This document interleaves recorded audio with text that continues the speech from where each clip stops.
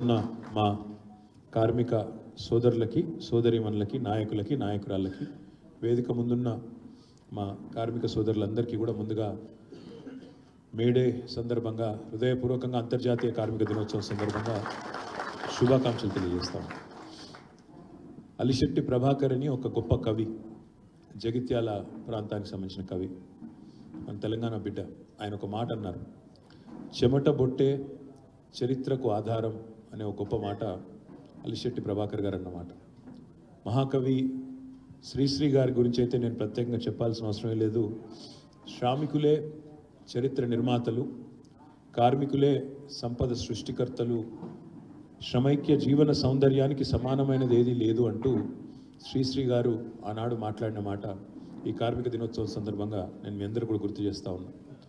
మా రాంబాబు అన్న అదేవిధంగా ఇతర సోదరులు మాట్లాడిన తర్వాత నాకు అనిపించింది ఏమంటే, ఉద్యమంలో ఆనాడు తెలంగాణ రాష్ట్రం కోసం జరిగిన ఉద్యమంలో మీరు నిర్వహించిన పాత్ర, కార్మిక వర్గం నిర్వహించిన పాత్ర నిజంగా కూడా విద్యార్థులు, అడ్వకేట్లు, అదేవిధంగా ఉద్యోగులు, వారికి ధీటుగా కార్మిక వర్గం కూడా ఆనాడు మొత్తంగా తెలంగాణ ఉద్యమంలో పాల్గొన్న విషయాన్ని కూడా నేను గుర్తు చేస్తూ ఉన్నాను.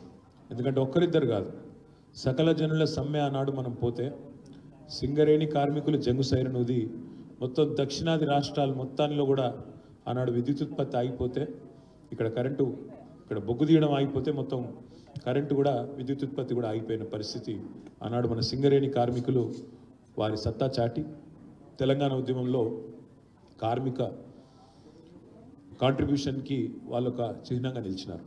ఆ తర్వాత ఆర్టీసీ కార్మికులు వారు కూడా ఆనాడు ఎప్పుడు ఎక్కడ కాల్ ఇచ్చినా నిరవధికంగా మనకు అండగా నిలుస్తూ ఆనాడు వారు కూడా తెలంగాణ ఉద్యమంలో అగ్రభాగాన ఉన్నారు. పబ్లిక్ సెక్టర్ అండర్టేకింగ్స్ కూడా దానకర్ణాచారి గారి నేతృత్వంలో ఆనాడు కేంద్ర ప్రభుత్వ రంగ సంస్థలు కానీ రాష్ట్ర ప్రభుత్వ సంస్థలు కానీ ఆనాడు వారు కూడా తమ విధులను బహిష్కరించి ఎన్నో సందర్భాలలో రోడ్డెక్కి వంటవార్పు చేసిన, ఉద్యమంలో క్రియాశీల పాత్ర పోషించిన, ఇవన్నీ కూడా మీకు తెలిసిందే. కాకపోతే తిరిగి గుర్తు చేయాల్సిన బాధ్యత మా మీద ఉన్నదని నేను అనుకుంటా ఉన్నాను. సరే, కష్టపడి తెలంగాణ సాధించుకున్న తెలంగాణలో మరి కొన్ని అద్భుతమైన, ముఖ్యమంత్రి రేవంత్ రెడ్డి అంటున్నాడు ఈ మధ్యన కేసీఆర్ గారి ఆనవాళ్ళే లేకుండా చేస్తా అంటున్నాడు. కానీ వాస్తవం ఏంటంటే, ఇవాళ కేసీఆర్ గారి ఆనవాళ్ళు చెరిపేయాలంటే రేవంత్ రెడ్డి వల్ల కాదు కదా, ఆయన జేజమ్మ వల్ల కూడా కాదు అనే మాట కూడా నేను గుర్తు చేస్తాను. ఎందుకంటే 1-2 కాదు, ఏదో చిన్న చితక పని కాదు మనం చేసింది. ప్రపంచంలోనే అతిపెద్దదైన లిఫ్ట్ ఇరిగేషన్ ప్రాజెక్టు కాళేశ్వరం. ఆ కాళేశ్వరంలో ఇప్పుడే నేను చెప్పినట్టు ఎంతో శ్రమ, వేలాది మంది కార్మికుల శ్రమ కూడా ఆ కాళేశ్వరంలో ఉన్నది. అదేవిధంగా ఇవాళ ఒక తాజ్మహల్ని తలదన్నే విధంగా, కొత్తగా ఎవరైనా హైదరాబాద్కి వస్తే అబ్బురపడే విధంగా మనం కట్టుకున్న డాక్టర్ బిఆర్ అంబేద్కర్ సచివాలయం ఏదైతే ఉన్నదో దానిలో కూడా నిండా మన కార్మికుల శ్రమనే ఉన్నది. అదే మాదిరిగా యాదాద్రి ఆలయం, అద్భుతమైన యాదాద్రి ఆలయాన్ని పునర్నిర్మించుకున్న, అందులో కూడా వందలాది వేలాది మంది కార్మికులు, శిల్పులు, వారి యొక్క నైపుణ్యం, వారి యొక్క శ్రమ, ఇవన్నీ కూడా ఇమిడి ఉన్నాయి. ఆనవాళ్ళు తుడిపేయాలి కేసీఆర్ అంటే మరి యాదాద్రిని కూల్చేయాలి, కాళేశ్వరాన్ని తుడిచిపెట్టాలి, సెక్రటేరియట్ని కూలగొట్టాలి, 125 ఫీట్ల అంబేద్కర్ విగ్రహాన్ని కూలగొట్టాలి, కమాండ్ కంట్రోల్ సెంటర్ మన పక్కనే ఉంది దాన్ని కూలగొట్టాలి. ఈ అన్నిటికీ మించి తెలంగాణలో కేసీఆర్ ఆనవాళ్ళు లేకుండా చేయాలంటే ఏం చేయాలి? తెలంగాణనే లేకుండా చేయాలి. ఎందుకంటే తెలంగాణ అంటేనే గుర్తొచ్చేది కేసీఆర్. ఇక మళ్ళా ఈయన మాట్లాడుకొని వాళ్ళ పాత బాస్తో ఈయన మాట్లాడుకొని అటు ఇటు కలుపుకుంటే తప్ప కేసీఆర్ ఆనవాళ్ళు లేకుండా చేసే సత్తా కానీ ఇంకోటి కానీ రేవంత్ రెడ్డికి కానీ ఆయన ప్రభుత్వానికి కానీ లేదు. ఆ విషయంలో మనకెవరికి రెండో అభిప్రాయం కూడా అవసరం లేదు. అదే మాదిరిగా కేసీఆర్ గారు ఉద్యమ సమయంలో ఒక గొప్ప మాట చెప్పేది, తెలంగాణ బతికే ఇక్కడ వ్యవసాయం లేక, నీళ్లు లేక, ఆనాటి సమైక్య పాలనలో చిత్తశుద్ధి కొరవడేది కాబట్టే మా బతికే ఒక్క మాటలో చెప్పింది కేసీఆర్ గారు, మా బతికే బొంబాయి దుబాయి బొగ్గుబాయి, బొంబాయి దుబాయి బొగ్గుబాయి, అంటే వలస కార్మికులు లేదా అక్కడికి చివరికి పోయి అండర్ గ్రౌండ్ పని చేసుకునే పరిస్థితి వచ్చింది మా పరిస్థితి. అంటే కార్మిక బతుకు అయిపోయింది.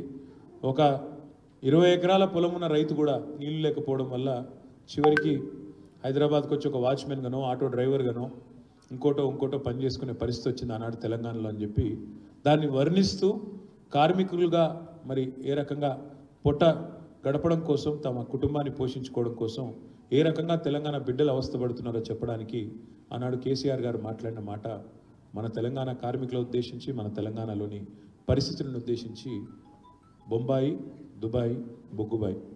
అదేవిధంగా కేసీఆర్ గారి యొక్క విశాల దృక్పథం ఎంత గొప్పదంటే సరిగ్గా 2019 మార్చిలో మనకు కరోనా వచ్చినప్పుడు దేశవ్యాప్తంగా అల్లకల్లోలం, ఎక్కడెక్కడ రవాణా సౌకర్యాలు స్తంభించిపోయిన పరిస్థితి. ఆ రోజు మీ అందరికీ యాదికి ఉండాలి, ఎక్కడోళ్ళు అక్కడ పాపం రోడ్ల మీద సంకల పిల్లల్ని వేసుకొని సూట్ కేసుల మీద పిల్లల్ని కూర్చోబెట్టుకొని గుంజుకుంటా హైవేల పొంట నడుచుకుంటా ఎండాకాలంలో రైలు లేవు, బస్సులు లేవు, లారీలు ఎక్కి ఏది దొరుకుతుంది ప్రైవేట్ వాహనాలు ఎక్కి ఒక్కొక్క లారీల 100-200 మంది గొర్రెలు మేకలు తీసుకుపోయినట్టు పోయిన రోజులు మర్చిపోవద్దు మనం ఇంత జల్దీ. మనుషులకు ఏంటంటే మతిమరుపు, అప్పుడప్పుడు వరం, అప్పుడప్పుడు శాపం. వరం ఎందుకంటే మన కుటుంబ సభ్యులు ఎవరైనా దురదృష్టవశాత్తు మన తాతలు, తండ్రులు, పెద్దవాళ్ళు ఎవరైనా చనిపోయినా ఆ జ్ఞాపకాల నుంచి బయటపడాలంటే మతిమరుపు ఉండాలి. కానీ శాపం ఏంటంటే అప్పుడప్పుడు మనం మర్చిపోయి మళ్ళీ లంగల దొంగల కోట్లేస్తే మళ్ళీ వాళ్ళే మన నెత్తి మీద కూర్చుంటారు. అందుకే ఎక్కువ మర్చిపోవద్దు, అంత జల్దీ యాద్దాష్ పోతే నష్టమవుతుంది. ఇదే మోడీ కదా 4 ఏళ్ల కిందట సావుగొట్టినోడు ఎవడు ఈయన కదా. దేశంలో నడుచుకుంటూ పోతుంటే ఎక్కడికక్కడ శవాలు గుట్టలుగా పేరుకపోతుంటే ఎంత నిస్సిగ్గుగా, అయ్యా రైలు పెట్టవా, ఫ్రీగా పెట్టు, ఏం పుట్టింది నీకు, మీ రోడ్ ట్రాన్స్పోర్ట్ బస్సులు ఉన్నాయి పెట్టు, 100 కిలోమీటర్లు చచ్చిపోతామని పిల్లగాళ్ళు, ఎక్కడికక్కడ ఘోరంగా ఉంది పరిస్థితి. అంటే చలనం లేదు. కంత హృదయం లేని మనిషి ఈ నరేంద్ర మోడీ, ఆయన ప్రభుత్వం.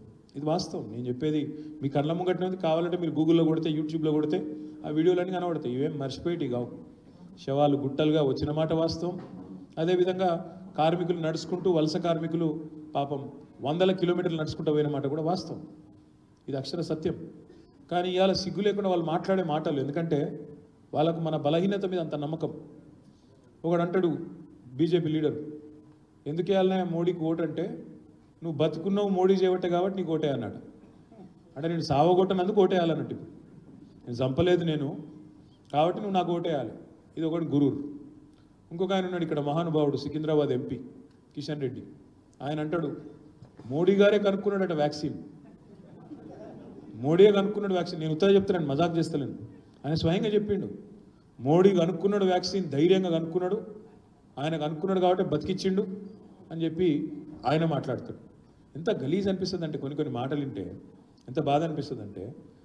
ఇంకొకడేమో అసలు మోడీ దేవుడు అంటాడు. ఏమిటికి రా దేవుడు అంటే అది చెప్పడు. దేవుడు ఎందుకు? ఈ దేశంలో ఉండే కార్మికులను సావగొట్టినందుకు, కర్షకులను సావగొట్టినందుకు, ఈ దేశంలో ఉండే మధ్యతరగతి పేద ప్రజలను సావగొట్టినందుకు దేవుడు. సావగొట్టిండు, నేను ఏదో యథాలాపం గంటలేను, నోటి మాట గంటలేను.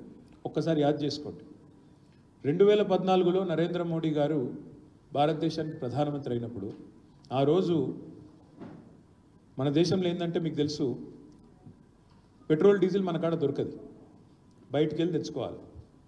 బయటికి వెళ్ళి ఏం తెచ్చుకుంటాం? పెట్రోల్ డీజిల్ యథాతథంగా తెచ్చుకోం, ముడి చమురు తెచ్చుకుంటాం, క్రూడ్ ఆయిల్ తెచ్చుకుంటాం. క్రూడ్ ఆయిల్ బ్యారెల్ చొప్పున అమ్ముతారు. మనం గల్ఫ్ దేశాలకు వెళ్ళి తెచ్చుకుంటాం, దక్షిణ అమెరికాకి వెళ్ళి తెచ్చుకుంటాం, ఇంకొకడికి వెళ్ళి తెచ్చుకుంటాం.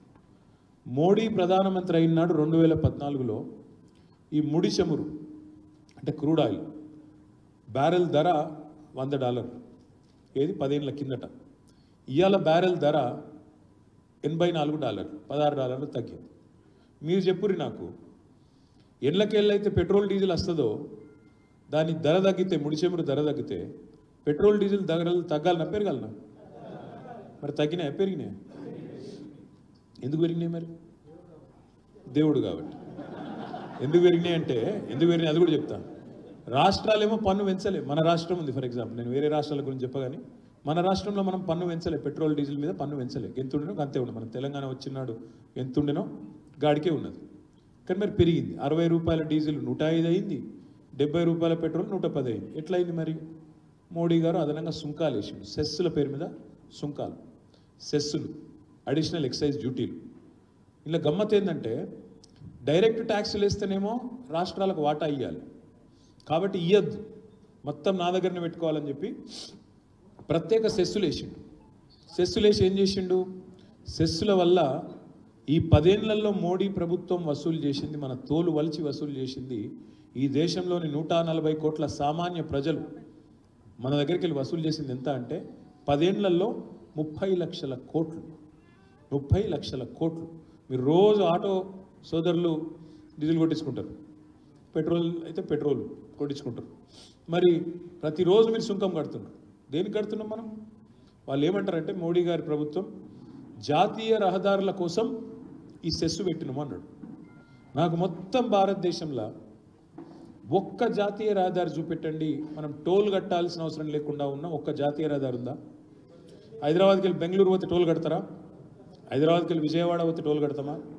హైదరాబాద్కి వెళ్ళి నాగ్పూర్కి ఆదిలాబాద్ ముఖాన పోతే టోల్ కడతామా? హైదరాబాద్కి వెళ్ళి కరీంనగర్ ముఖాన పోతే టోల్ కడతామా?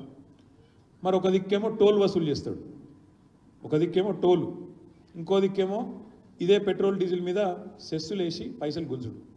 30 లక్షల కోట్లు మరి ఎక్కడ పోయినాయి? జాతీయ రహదారులు ఒక దిక్కేమో రోజు వసూలు చేయబడుతుంది, అవన్నీ కాంట్రాక్టర్ల జేబులలో కోవట్టే. మరి ఈ పైసలు ఎక్కడ పోయినాయి నిలదీస్తే వాస్తవం బయటపడ్డది. వాస్తవం ఏంటి అంటే ఈ 30 లక్షల కోట్లకి వెళ్ళే 14.5 లక్షల కోట్ల రూపాయల రుణమాఫీ చేసిండు ఎవలకు? అదానికి, అంబానీకి, పెద్ద పెద్ద కార్పొరేట్లకు నరేంద్ర మోడీ. 14.5 లక్షల కోట్లు అంటే కాకులను కొట్టి గద్దలకు పెట్టినట్టు ఒక గిది నరేంద్ర మోడీ ప్రభుత్వం యొక్క నీతి. 14.5 లక్షల కోట్ల రుణమాఫీ. నేను చెప్పేది మీకు ఎవరికైనా కథలకు కనిపిస్తే, నేను చెప్పేది తప్పు అనిపిస్తే, గిన్ని కెమెరాల ముంగట చెప్తున్నా, నేను చెప్పేది తప్పని కిషన్ రెడ్డి బండి సంజయ్ రుజువు చేస్తే రేపు నా ఎమ్మెల్యే పదవి రాజీనామా చేసి వాళ్ళకపై. దయచేసి నేను మిత్రులను అడుగుతున్నా, ఎందుకు చెప్తున్నా మీకు ఈ బాట అంటే, ఇది మీరు అర్థం చేసుకుంటే 10 మందికి చెప్తారు కాబట్టి చెప్తున్నాను. అంటే ఎంత దుర్మార్గమైన అరాచకమైన కేంద్ర ప్రభుత్వం ఇది చెప్పడానికే ఇది చెప్తున్నా. కాకులను కొట్టుడు, గద్దెలకు కొట్టుడు. ఇంకా గమ్మత్ తెలుసా? మీకు ఏదైనా 4 రూపాయలు సాయం చేసే ప్రభుత్వం ఏదైనా ఉంటే దాన్ని ఒరుసుకోడు ఆయన. ఉచితాలు అనుచితం అంటాడు. ఉచితంగా మనం కేసీఆర్ బీమా అన్నట్టు పెడదాం అనుకున్నాం, అది అనుచితం అంటాడు, మంచిది కాదంటాడు. అదే కార్పొరేట్లకేమో 14.5 లక్షల కోట్లు మాఫ్ చేయొచ్చు, రైతులకు ఉచిత కరెంట్ ఇస్తే మంచిది కాదంటాడు. ఈ దేశం మొత్తంలోని రైతులందరికీ, కర్షకులందరికీ, ఈ దేశం మొత్తంలో ఉన్న వాళ్ళందరికీ 24 గంటలు ఫ్రీ కరెంట్ ఇచ్చినా సంవత్సరానికి అయ్యే ఖర్చు 1,50,000 కోట్లు. అంటే మోడీ గారు వాళ్ళ కార్పొరేట్ దోస్తులకు పంచిపెట్టిన దాన్ని 10 ఏళ్ళు ఫ్రీగా ఇవ్వచ్చు కరెంట్ రైతులందరికీ దేశంలో. ఒక గది నరేంద్ర మోడీ కథ. కానీ మన కేసీఆర్ ఏ రోజైతే ఈ కార్మికులకు మోడీ రైళ్లు పెట్టలేదు, ఏ రోజైతే ఆగం చేసిండో, ఏ రోజైతే మనం ఎంత చెప్పినా వినకుండా వాళ్ళని గోస ఉచ్చుకున్నాడో, ఆ రోజు కేసీఆర్ గారు ఒక ప్రెస్ మీట్ పెట్టి ఒక మాట అన్నాడు, మీకు యాదుకున్నాను. ఈ వీళ్ళని వలస కార్మికులు ఉండడం తప్పు, మైగ్రెంట్ వర్కర్స్ అంటున్నారు అది ఇంగ్లీష్లో. వీళ్ళు మైగ్రెంట్ వర్కర్స్ కాదు, they are partners in the development of my state అన్నాడు. వీళ్ళు నా రాష్ట్ర అభివృద్ధిలో, నా రాష్ట్ర పురోగతిలో భాగస్వాములు, వీళ్ళు మైగ్రెంట్ వర్కర్స్ కాదు అని చెప్పి వాళ్ళ కోసం 180 రైళ్లు పెట్టి ప్రభుత్వమే, తెలంగాణ ప్రభుత్వమే ఒక్కొక్కరి జేబులో 500 రూపాయలు పెట్టి ఫ్రీగా భోజనం పెట్టి మన చీఫ్ సెక్రటరీ డీజీపీని రైల్వే స్టేషన్లకు పంపి ఆ రోజు వాళ్ళని సంస్కారవంతంగా ఇంటికి పంపించిన ఒకే ఒక్క ముఖ్యమంత్రి భారతదేశంలో కేసీఆర్ కార్మిక పక్షపాతి అని నోటి మాటగా చెప్పి దులుపుకుండు కాదు. కేసీఆర్ చేసిందేందో నేను మీకు ఒక్క నిమిషంలో చెప్పే ప్రయత్నం చేస్తాను. కేసీఆర్ ప్రభుత్వం చిరుద్యోగులను పెద్దగా చూసుకున్నది, మంచిగా చూసుకున్నది కేసీఆర్ ప్రభుత్వం. 20,455 మంది వీఆర్ఏలను రెగ్యులరైజ్ చేసింది కేసీఆర్ ప్రభుత్వం. 25,000 విద్యుత్ అవుట్ సోర్సింగ్ ఉద్యోగులను రెగ్యులరైజ్ చేసింది కేసీఆర్ ప్రభుత్వం. 5,000 మంది పిఎస్సిఎస్ అంటే ప్రైమరీ అగ్రికల్చర్ కోఆపరేటివ్ సొసైటీ ఉద్యోగులకు హెచ్ఆర్ పాలసీని అమలు చేసింది కేసీఆర్ ప్రభుత్వం. 3,974 మంది సెర్ప్ ఉద్యోగులకు పే స్కేల్ అమలు చేసింది కేసీఆర్ ప్రభుత్వం. ఆర్టీసీ ఉద్యోగులను ప్రభుత్వంలో విలీనం చేసింది కేసీఆర్ ప్రభుత్వం. మినీ అంగన్వాడీలను మెయిన్ అంగన్వాడీ టీచర్లుగా నియమించింది కేసీఆర్ ప్రభుత్వం.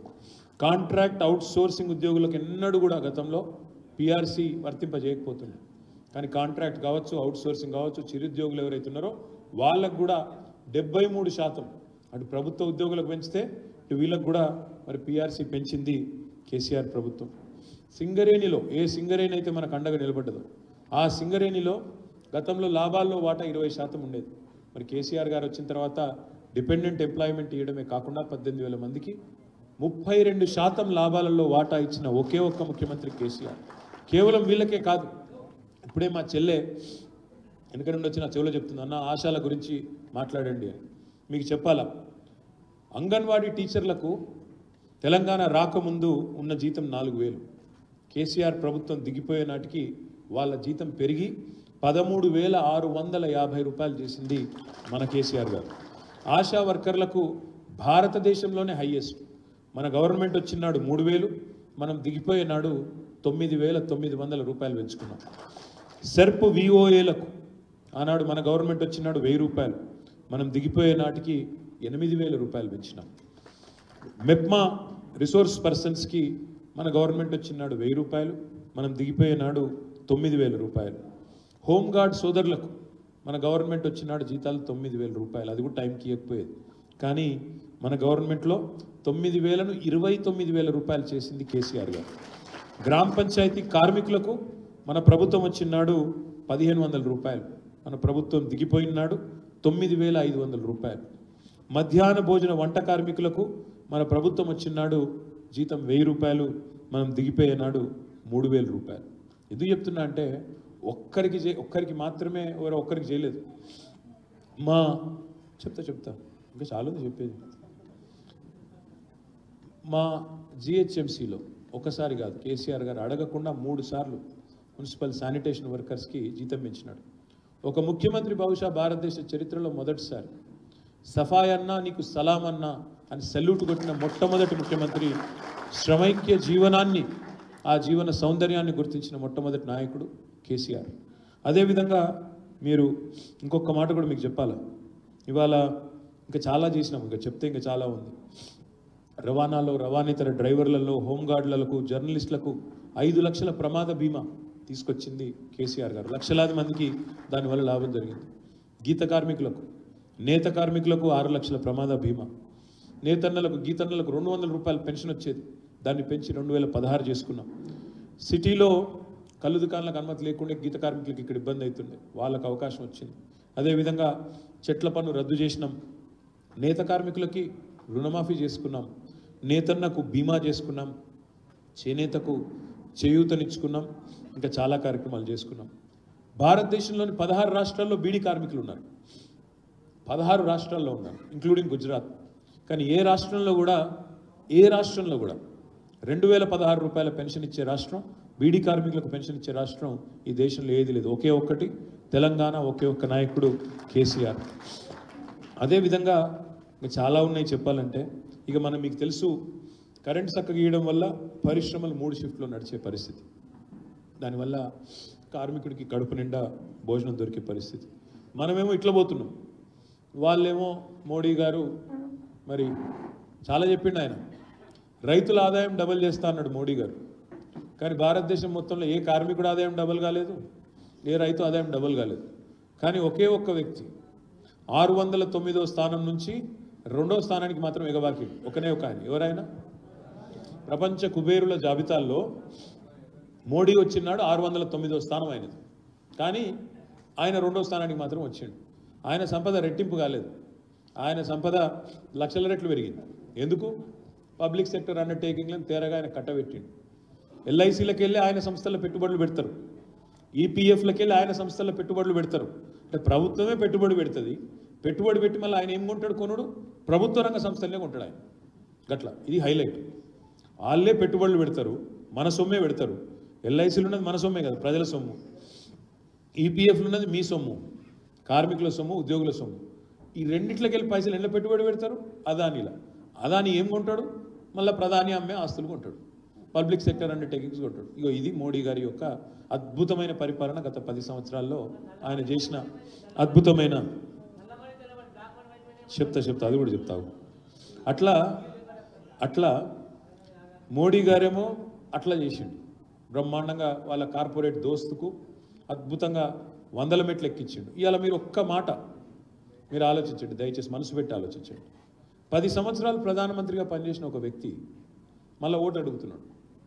ఓటు అడుగుతున్నప్పుడు కార్మికులకు ఏం చేసినో చెప్పాలి. ఇప్పుడు నేను నిజాయితీగా చెప్పిన, మేము ఏం చేసినాం, ఎంతెంత జీతాలు పెంచినాం, ఎవరో ఎట్లా కడుపులో పెట్టుకొని చూసుకున్నామో నేను చదివి చెప్పిన మీకు. 10 ఏళ్ళు కేసీఆర్ ప్రభుత్వంలో, మోడీ గారి ప్రభుత్వం కానీ బీజేపీ నాయకుడు ఒక్కరికన్నా కానీ చెప్పే దమ్ముందా మేమేం చేసినాము?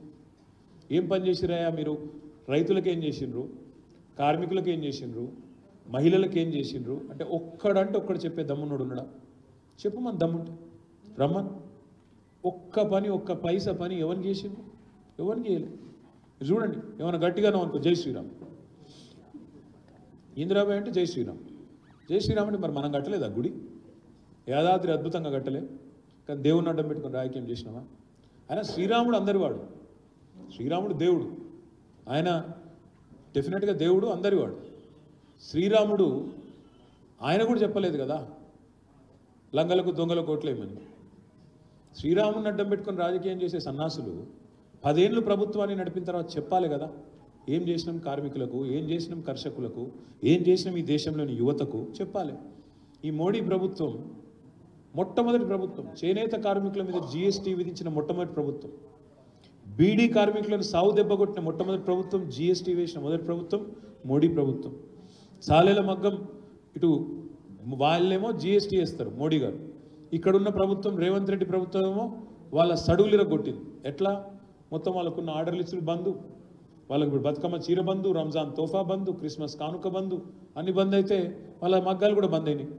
మగ్గాలు బంద్ అయ్యాలి మా సిరిసిల్లలో మళ్ళా నేత కార్మికులు, ఎందుకంటే నా క్షేత్రమే కార్మిక క్షేత్రం, సిరిసిల్ల అంటేనే కార్మిక క్షేత్రం. నాకు తెలుసు వాళ్ళ కష్టాలు, వాళ్ళ ఇల్లు ఎంత ఉంటుంది, ఇంటి బయట సాంచలు ఎన్ని ఉంటాయి, బయట షెడ్ ఎట్లుంటుంది నాకు ఎరికే. ఇల్లు 60 గజాలు, ఇంటెనక 25 గజాలు, ఆ 25 గజాలలో 4 సాంచలు, ఆ 4 సాంచలు నడుపుకుంటూ విద్యుత్ ఆధార కుటీర పరిశ్రమలో మా నేతన్నలు బతుకుతారు. నేను గత 15 ఏళ్ళుగా వాళ్ళ ప్రతినిధిని, వాళ్ళ ఎమ్మెల్యేని, కాబట్టి నాకు ఎరికే. అందుకే అంటున్నాను, ఆయననేమో జీఎస్టీఎస్ సావగొడితే ఈయననేమో ఉన్న ఆర్డర్లు రద్దు చేసి వాళ్ళ బతుకులు ఆగం చేస్తాను.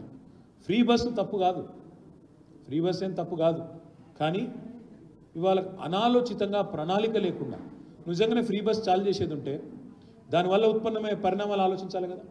ఇవాళ రాష్ట్రంలో దాదాపు 50 పైచిలకు మంది ఆటో డ్రైవర్లు ఇవాళ ఆత్మహత్యలు చేసుకున్నారు. వాళ్ళ గురించి ఆలోచన లేదు, వాళ్ళ కుటుంబాలు రోడ్డున పడతాయన్న ఆవేదన లేదు, వాళ్ళకి ఇస్తానన్న వెల్ఫేర్ బోర్డు దిక్కు లేదు, వాళ్ళకి నెలకి ఇస్తానన్న 1000 రూపాయలు కాదు కదా, రూపాయి ఇప్పటివరకు ఇవ్వలేదు. ఏవీ లేకుండా ఫ్రీ బస్సు అని ఆగమాగం పెడితే ఇవాళ మొత్తం ఆటో కార్మికులు రోడ్డున పడే పరిస్థితి. పోనీ ఫ్రీ బస్సు ఎక్కిన మహిళలైనా సంతోషంగా ఉన్నారా అంటే వాళ్ళు కొట్టుకుంటారు, వాళ్ళు గుద్దుకుంటారు. మనం జీవితంలో చూస్తాం, కొన్ని దృశ్యాలు చూస్తున్నాం, జుట్లు పట్టుకొని కొట్టుకున్నాడు, చెప్పులతో కొట్టుకున్నాడు. నేను ఉత్తగా చెప్తలేను, నేను నా అనుభవం చెప్తున్నాను.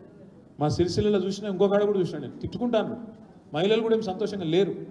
కాబట్టి ఈ ప్రభుత్వం రాగానే రేవంత్ రెడ్డి ప్రభుత్వం ఆటో అన్నలను కూడా రోడ్డున పడేసింది.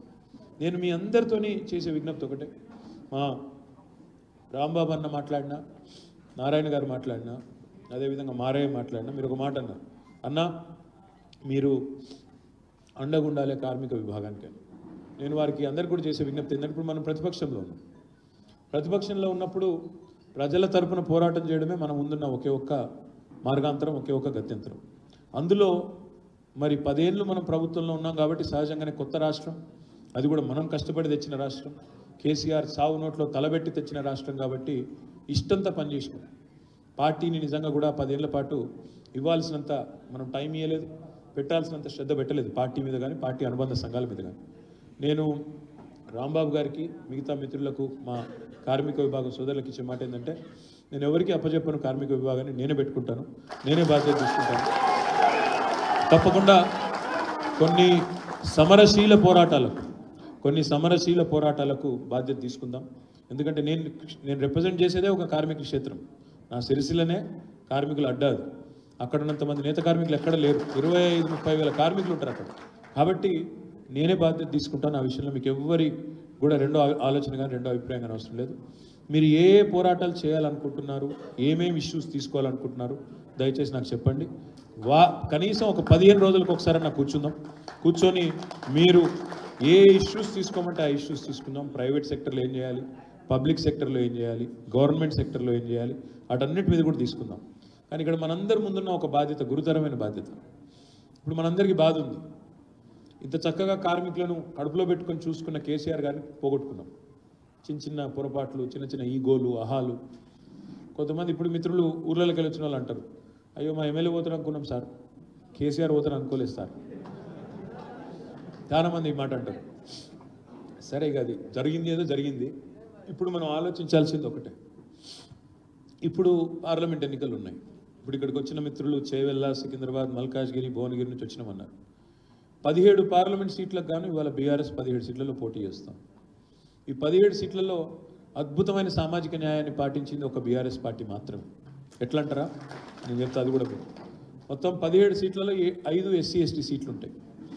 5 SC/ST సీట్లలో బ్రహ్మాండంగా మరి 2 ST సీట్లు ఉంటాయి. ఒకటి మహబూబాబాదు, ఇవాళ మన అభ్యర్థి సీనియర్ నాయకురాలు, ఆమె గతంలో ఎమ్మెల్యేగా చేసినారు, ఇప్పుడు సిట్టింగ్ ఎంపీ రెడ్డి నాయక్ గారి కూతురు మాలోత్ కవిత గారు, చాలా డైనమిక్ లేడీ. ఆ అమ్మాయి ఇవాళ పోటీ చేస్తూ ఉన్నారు. అదేవిధంగా మరొక వైపు ఆదిలాబాద్లో ఒక ఆదివాసీ బిడ్డ, తుడుం దెబ్బ ఉద్యమానికి నాయకత్వం వహించిన నాయకుడు, గోండు బిడ్డ, గతంలో 2 సార్లు ఎమ్మెల్యేగా పనిచేసిన సీనియర్ నాయకుడు ఆత్రం సక్కు గారు. అంటే సామాజిక సమతూకం, ఒకవైపు ఆదివాసీ బిడ్డ, మరొక వైపు బంజారా బిడ్డ, ఇద్దరికి కూడా అవకాశాలు పార్టీ ఇచ్చింది. 3 SC సీట్లు ఉన్నాయి. 3 SC సీట్లలో ఒకటి, ఇది చాలా ఇంపార్టెంట్ మాట, మీరు గుర్తుపెట్టుకొని 10 మందికి చెప్పండి. వాళ్ళు ఏ పార్టీ కూడా ఒక కార్మికుడు నిలబెట్టలే. ఏ పార్టీ కూడా ఇప్పుడు పార్లమెంట్ ఎన్నికల్లో ఒక కార్మికుడు కూడా లేడు. ఉన్న ఒకే ఒక కార్మిక నాయకుడు, కార్మికులోంచి వచ్చినోడు కొప్పుల ఈశ్వర్ గారు, స్వయాన సింగరేణి కార్మికుడు. మర్చిపోకండి. ఇవాళ అక్కడ పోటీ ఓ ఈశ్వరుడికి కోటీశ్వరుడికి మధ్య నడుస్తున్నది, ఒక ధనవంతుడికి ఇంకో గుణవంతుడికి మధ్య నడుస్తున్నది. కాబట్టి కొప్పుల ఈశ్వర్ లాంటి ఒక మంచి నాయకుడు, 24 ఏళ్ళు కేసీఆర్తో కలిసి నడిచిన ఒక సహచరుడు, సింగరేణి కార్మికుడిగా తన ప్రస్థానాన్ని ప్రారంభించి మంత్రి స్థాయి దాకా ఎదిగిన నాయకుడు ఇవాళ మన ప్రతినిధి అక్కడ మనకు పెద్దపల్లి పార్లమెంట్లో. తర్వాత నాగర్ కర్నూల్లో ఒక మాజీ IPS అధికారి, మొన్నటిదాకా బహుజన్ సమాజ్ పార్టీ అధ్యక్షుడిగా ఉండే పెద్ద మనిషి. మన రాష్ట్రంలో SC/ST BC schools, residential schools KCR గారు పెడితే వాటిని సమర్థవంతంగా నడిపి మన పిల్లలకు అద్భుతంగా తర్ఫీదునిచ్చిన RS ప్రవీణ్ కుమార్ గారు, ఆయన ఇవాళ నాగర్ కర్నూలు నుంచి మన పార్లమెంట్కి నిలబడ్డారు. తప్పకుండా వారు కూడా మంచి క్యాండిడేట్ అవుతున్నారు, తప్పకుండా గెలుస్తారు, ఫార్మర్ IPS. అదేవిధంగా మరొక సోదరుడు వరంగల్లో కడియం శ్రీహరి గారు వెన్నుపోటు పొడిచి మన గొంతు కోసి పారిపోతే అక్కడ ఒక ఉద్యమ బిడ్డ 24 ఏళ్ళుగా కేసీఆర్ గారితో గులాబీ కండువా కష్టంలో కూడా కప్పుకొని నడిచి జైళ్ల పాలై ఉద్యమాల్లో ముందున్న ఒక విద్యావంతుడు డాక్టర్ సుధీర్ కుమార్ గారు, ఇవాళ హన్మకొండ జిల్లా పరిషత్ చైర్మన్, ఒక మాదిగ బిడ్డ, ఆయన ఈరోజు మన అభ్యర్థి. 3 SC సీట్లలో 2 మాదిగ వర్గానికి, 1 మాలా సామాజిక వర్గానికి. కాంగ్రెస్ పార్టీ ఈరోజు ఒక్కటంటే ఒక్క సీటు కూడా మాదిగ సామాజిక వర్గానికి ఇవ్వలేదు. కేవలం మన పార్టీ ఆ సమతూకాన్ని కూడా పాటించింది. మిగతా 12 సీట్లలో SC/ST సీట్లు పోతే మిగతా 12 సీట్లలో 6 సీట్లు బీసీలకు ఇచ్చింది బీఆర్ఎస్. సార్ అంటే 50% బీసీలకు ఇచ్చిన మొట్టమొదటి పార్టీ, ఏకైక పార్టీ బీఆర్ఎస్. ఓన్లీ పార్లమెంట్లోనే కాదు, మొన్న అసెంబ్లీ ఎన్నికల్లో కూడా హైయెస్ట్ సీట్లు బీసీలకు ఇచ్చిందే బీఆర్ఎస్. కాంగ్రెస్ కంటే, బీజేపీ కంటే రాష్ట్రంలో 119 సీట్లలో 32 సీట్లు ఆనాడు బీసీలకు ఇచ్చింది బీఆర్ఎస్. ఈరోజు కూడా 50% సీట్లు. మళ్ళీ ఇందులో ఎవరు ఆషామాషి వ్యక్తులు లేరు. సికింద్రాబాద్ నుంచి పద్మారావు గారు, మీ అందరికి సుపరిచితుడు, పజ్జన్నగా పాపులర్ లీడరు, మీకు తెలుసు. చేవెళ్ళ నుంచి కాసాని జ్ఞానేశ్వర్ ముదిరాజ్ గారు, ఆయన కూడా మీ అందరికి బాగా తెలిసిన వ్యక్తి. భువనగిరి నుంచి క్యామా మల్లేష్ గారు, నిజామాబాద్ నుంచి బాజిరెడ్డి గోవర్ధన్ గారు, జహీరాబాద్ నుంచి గాలి అనిల్ గారు, హైదరాబాద్ నుంచి గడ్డం శ్రీనివాస్ యాదవ్ గారు. ఈ రకంగా అద్భుతమైన సామాజిక సమతూకాన్ని పాటిస్తూ ముందుకు పోతూ ఉన్నాం. నేను మిమ్మల్ని ప్రార్థించేది ఒకటే, మన గొంతు ఎందుకు ఉండాలి పార్లమెంట్లో అని వాడొకడు వీడొకడు మాట్లాడతాడు. ఎందుకు ఉండాలంటే నేను 4 కారణాలు చెప్తాను. మొదటిది కార్మికుల విషయమే తీసుకుంటే, ఇవాళ సింగరేణిని ప్రైవేట్ పరం కానియద్దంటే బీఆర్ఎస్ ఉండాలి, గులాబీ కండువా పార్లమెంట్లో ఉండాలి. ప్రభుత్వ రంగ సంస్థలను అడ్డికి పావు షేర్ అమ్మద్దంటే కొట్లాడేటోడు ఉండాలి. బీజేపీ కాంగ్రెస్ వాడైతే ఉసుకో అంటే ఉసుకో, డిస్కో అంటే డిస్కో, వాళ్ళతోనేం కాదు. ఎందుకంటే ఢిల్లీ వాళ్ళు ఎంత చెప్తే అంత, బయట ఉంటే బయట, ఉటో అంటే ఉటో, అంతకంటే వాళ్ళతో కాదు. అదే బీఆర్ఎస్ అయితే తెగించి కొట్లాడతాం. 2 ఎంపీలు ఉన్ననాడే కేసీఆర్ గారు ఢిల్లీ మెడల్ వంచి తెలంగాణ తెచ్చి, అదే మీరు 10-12 ఎంపీలు ఇవ్వండి, 10-12 ఎంపీలు ఇవ్వండి, మీ అందరికి ఉండొచ్చు మనసులో బాధ, అరే మంచి ప్రభుత్వాన్ని పోగొట్టుకున్నామని. మీరు 10-12 ఎంపీలు మాకు ఇస్తే సంవత్సరం లోపల మళ్ళీ తిరిగి కేసీఆర్ గారు రాష్ట్ర రాజకీయాన్ని శాసించే పరిస్థితి. రాష్ట్ర రాజకీయాన్ని శాసించే పరిస్థితి తిరిగి వస్తుంది. మీరు తలుచుకుంటే అవుతుంది, కార్మికులు తలుచుకుంటే తప్పకుండా అవుతుంది. ఎందుకంటే చలిచీమల చేత చిక్కి కూడా బలవంతమైన సర్పం వస్తుంది. మనం ఒక్కొక్కరం బలహీనం కావచ్చు, చిన్నోళ్ళం కావచ్చు, కానీ ఒక మూటికి వస్తే గట్టిగా పట్టుబడితే తప్పకుండా 10-12 సీట్లు గెలుచుడైతే మీరు తలుచుకుంటే కష్టమేం కాదు. ముఖ్యంగా మా ఆటో అన్నలు, మీరు గట్టిగా అనుకుంటే మీరు ఎక్కించుకొని దింపేదాకా మీరు చెప్తూనే ఉంటారు, మీటర్ తిరుగుతుంటుంది, మీరు కూడా బ్రహ్మాండంగా చెప్పగలుగుతారు. కాబట్టి నా విజ్ఞప్తి మీతో, సింగరేణి లాంటి సంస్థలు కానీ పబ్లిక్ సెక్టర్లు కానీ అమ్మద్దన్నా అమ్మనీయద్దన్నా బీఆర్ఎస్ ఉండాలి. హైదరాబాద్ను కేంద్రపాలిత ప్రాంతం చేస్తారని ఒక మాట వినబడతాను. జూన్ 2 దాకా ఉమ్మడి రాజధాని హైదరాబాద్. ఆ తర్వాత ఎందుకంటే ఇక మోడీకి పట్టు దొరకలేదు ఇక్కడ. కాబట్టి ఏంటంటే అవసరమైతే కేంద్ర ప్రభుత్వం దీన్ని కేంద్రపాలిత ప్రాంతం చేసి మళ్ళీ లెఫ్టినెంట్ గవర్నర్ని పెట్టి మొత్తం అంతా కంట్రోల్ అంతా వాళ్ళ చేతిలో పెట్టుకోవాలి, జుట్టు వాళ్ళ చేతిలో పెట్టుకోవాలనేది వాళ్ళ ఆలోచన. అట్లా కావద్దు. హైదరాబాద్ మనది మనకే ఉండాలి. మన 440 సంవత్సరాల చరిత్ర కలిగిన హైదరాబాద్, తెలంగాణ ప్రజల చెమట రక్తంతో నిర్మించిన హైదరాబాద్ మనది మనకే ఉండాలంటే తప్పకుండా మనం ఆ కుట్రను కూడా అడ్డుకోవాలంటే బీఆర్ఎస్ ఉండాలి. అదేవిధంగా ఇప్పుడు గోదావరి నీళ్ళని తీసుకుపోయి కిందికి కలుపుతా, కావేరీలో కలుపుతా అంటాడు మోడీ. గోదావరి నీళ్ళు మన అవసరాలు తీరినాక కలిపితే పర్వాలేదు, కానీ మన అవసరాలు తీరకుండా కిందికి కొట్టబోతానంటే దాన్ని అడ్డుకోవాలంటే బీఆర్ఎస్ ఉండాలి. కొంతమంది బీజేపీ ఎంపీలు చెప్తున్నారు, ఖుల్లా చెప్తున్నారు, రాజ్యాంగాన్ని తీసేస్తాం, రిజర్వేషన్లు ఎత్తేస్తాం అంటున్నారు. ఎస్సీ ఎస్టీ రిజర్వేషన్లు కానీ ముస్లిం మైనార్టీలకు ఇచ్చిన రిజర్వేషన్లు కానీ తీసేస్తామని మాట్లాడుతున్నారు. మరి అట్లాంటి దుర్మార్గాన్ని అరాచకాన్ని అడ్డుకోవాలంటే గులాబీ జెండా పార్లమెంట్లో ఉండాలి, ఎగరాలి, వీళ్ళతో కాదు. అందుకే నేను మిమ్మల్ని మనస్ఫూర్తిగా కోరేది, ఇంకా చెప్పాలంటే చాలా ఉంది, కానీ ఈసారి బీజేపీ గెలిస్తే మాత్రం సింగరేణి ఉండదు. ఈసారి బీజేపీ గెలిస్తే నవరత్నాలు ఉండయి, మహారత్నాలు ఉండయి, ఏ రత్నాలు ఉండయి, అన్నీ అమ్మేస్తాడు. వాళ్ళ దోస్తుకి ఇష్టమైన దోస్తుకు మొత్తం కట్టబెడతాడు. మళ్ళీ పైసలు కూడా వేరేటోళ్ళే కావు, మీ పైసలే పెట్టి మీ వెళ్తాడు, మీ కంటినే ఓడిపిస్తాడు. మీ ఈపీఎఫ్ పైసలే, మీ ఎల్ఐసి పైసలే, మన దగ్గర పెట్రోల్ డీజిల్ మీద దోచిన పైసలే వాళ్ళ పెద్ద పెద్ద దోస్తులకు వాళ్ళ జేబులలో పెట్టి మళ్ళీ వాళ్ళతోనే కొనిపించి ఇంత అద్భుతమైన నాటకాన్ని మోడీ గారు తీసుకొస్తారు. నేను మీ అందరితో మనస్ఫూర్తిగా ప్రార్థించేది, కార్మికులు బాగున్న నాడే, పరిశ్రమలు బాగున్న నాడే, మనం సంపద సృష్టించిన నాడే, కులాలు మతాలకు అతీతంగా మనం కలిసికట్టుగా ముందుకు కదిలినాడే జాతి నిర్మాణం జరుగుతుంది తప్ప, లేకపోతే ఎంతసేపు కులాలు మతాల పేరిట జాతుల పేరిట విడిపోయి కొట్లాడుకుంటే ఎన్నటికి కూడా మనం ఆశించిన, మన పిల్లలకు కూడా మనం ఆశించిన భారతదేశాన్ని మనం అందించలేము. దయచేసి మీతో ప్రార్థన, కులము మతము జాతి అది అందరికీ ఉంటుంది.